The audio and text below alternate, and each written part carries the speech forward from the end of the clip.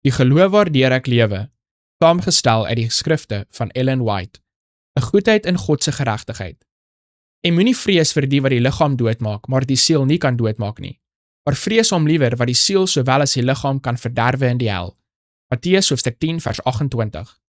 Hoe afstootlik teenoor elke emosie van liefde en barmhartigheid en selfs teenoor ons sin vir geregtigheid is die leerstelling dat die goddelose dooies met vuur en swaal in 'n ewig brandende hel gepynig word, dat hulle vir die sondes van 'n kort aardse lewe marteling sal ly solank God leef.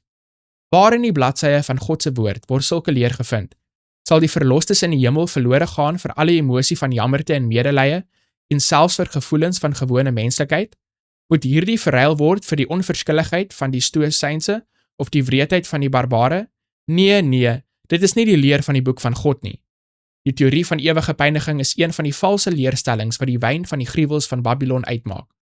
Wanneer ons oorweeg in watter valse kleure Satan die karakter van God geskilder het, kan ons verwonder dat ons barmhartige Skepper gevrees word, selfs gehaat word.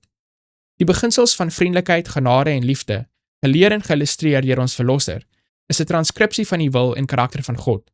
God voltrek geregtigheid aan die goddeloses, vir die beswil van die heelal en selfs vir die beswil van diegene oor wie sy oordeele besoek word. Diegene wat Satan as 'n leier gekies het en deur sy mag beheer is nie voorbereid om die teenwoordigheid van God te betree nie. Kon hulle die heerlikheid van God in die lam verduur? Nee. Jare van proeftyd is aan hulle toegestaan, sodat hulle karakters vir die hemel kon vorm. Maar hulle het nooit die verstand opgelei om reinheid lief te hê nie. Hulle het nooit die taal van die hemel geleer nie, en nou is dit te laat.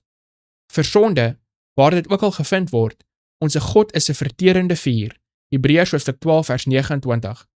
En almal wat hulle aan sy krag onderwerp, sal die gees van God sonde verteer. Maar as mense aan sonde vasklou, word hulle daarmee geïdentifiseer. Dan moet die heerlikheid van God, wat sonde vernietig, hulle vernietig.